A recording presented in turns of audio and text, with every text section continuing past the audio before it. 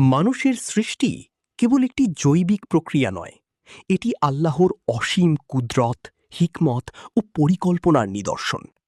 আল কুরআনে আল্লাহ বলেন, আমি মানুষকে সৃষ্টি করেছি মাটির সারাংশ থেকে। সূরা আল মুমিনুন ২৩-১২। তাফসিরবিদরা ব্যাখ্যা করেছেন, এখানে মাটির সারাংশ বলতে বোঝানো হয়েছে পৃথিবীর বিভিন্ন উপাদান, যেখান থেকে আদম আলাইহিস সালামকে সৃষ্টি করা হয়। তাফসির ইবনে কাসির অনুযায়ী আল্লাহ মানুষকে ধাপে ধাপে সৃষ্টি করেছেন।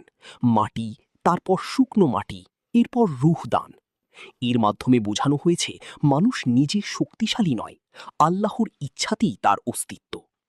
আরেক আয়াতে আল্লাহ বলেন, আমি যখন তাকে পূর্ণাঙ্গ করলাম এবং তার মধ্যে আমার পক্ষ থেকে রূহ ফুঁকে দিলাম।